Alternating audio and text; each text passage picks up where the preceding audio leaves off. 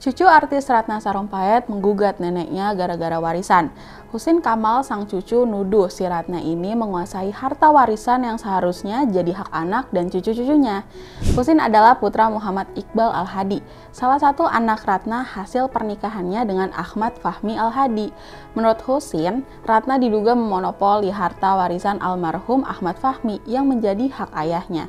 Sebenarnya, warisan itu udah dibagiin kepada keempat anaknya pada tahun 2007 setelah Ahmad Fahmi meninggal. Namun, karena kondisi kejiwaan Iqbal yang dianggap nggak cakap, hak waris itu dititipkan kepada Ratna sebagai pengampu.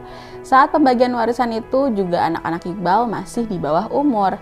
Berdasarkan hukum di Indonesia nih, hak bagian Iqbal seharusnya dilaporin Ratna ke Balai Harta Peninggalan Jakarta. Jadi, harta tersebut boleh dikelola oleh Ratna untuk kepentingan kesembuhan Iqbal, juga untuk biaya menghidupi ketiga anak Iqbal. Tapi, Ratna wajib mempertanggungjawabkan penggunaan harta itu kepada pengampu pengawas sebagai kontrol di Balai Harta Peninggalan Jakarta. Tapi kenyataannya, Ratna nggak pernah laporin dan daftarin dirinya sebagai pengampu atas nama Muhammad Iqbal, termasuk daftar harta waris hak Iqbal ke Balai Harta Peninggalan Jakarta.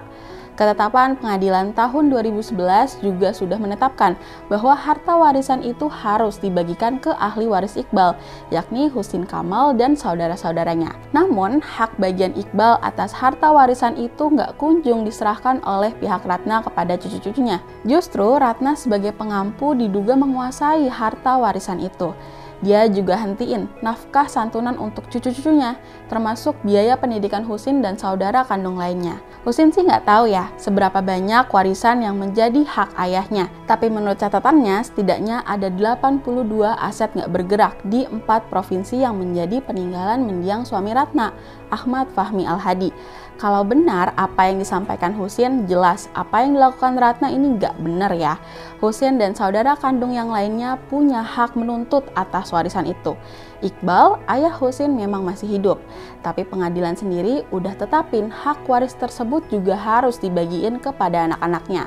Apalagi Husin dan kakaknya udah dewasa. Secara hukum, Ratna seharusnya nggak menguasai harta itu. Selayaknya dia menyerahkan harta yang menjadi hak Iqbal itu diserahkan kepada anak-anaknya. Dalam hukum Islam, terkait kasus seperti yang dialami Husin ini nggak berbeda ketentuannya dengan hukum positif Indonesia. Seorang pengampu wajib menyerahkan harta warisan yang menjadi hak yang diampu ketika sudah dewasa. Hanya aja, penyerahannya boleh dilakukan secara bertahap.